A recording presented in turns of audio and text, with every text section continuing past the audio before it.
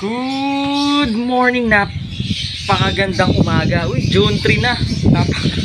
Napakabilis talaga ng panahon kapag again, share ko yan ng June 3, 2024. Napakasarap uminom ng kape. Kapakpak mo dyan itong mga naririnig mo.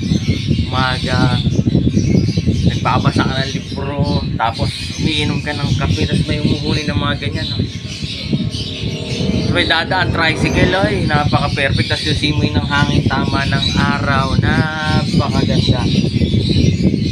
Katabi mo pa yung anak mo, asawa mo, ay napakasarap. At ito na nga, magpapakain tayo maya-maya ng mga babies natin. Gutom na mga bata.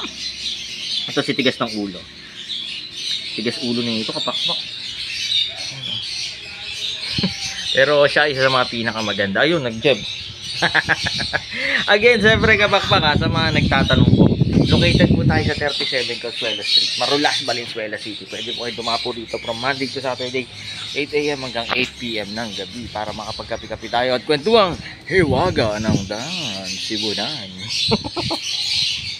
Ayan kapakpak, suggest ko lang kung gusto nyo mag-alaga, kasi ang target goal ng Dan Sibunan kapakpak by 2030, lahat ng bahay dito sa Metro Manila, Luzon, Visayas, Mindanao, at least may naalagaan isa or kahit dalawa or isang pares ng ibon kapakpak, kasi gusto namin ma-experience yung saya, lupit, ganda, tapos yung mga huli na ganyan, no? Kasi napakaganda ng dating yan, emotionally, physically, diba? Pero syempre, kung meron kayong allergy sa mga balahibo, syempre hindi tayo mag-aalaga ng mga ganitong. Siyempre, tanong muna pa rin natin sa mga expert nating mga friends. Doktor, nag-jump sa ating ibon natin. Pero biyaya yan. Again, kapakpak, lagi nyo kasing tatandaan. Promise. Mas masaya. Jump kaya to. Lagi mo tatandaan, kapakpak, mas masaya ang buhay pag may ibong.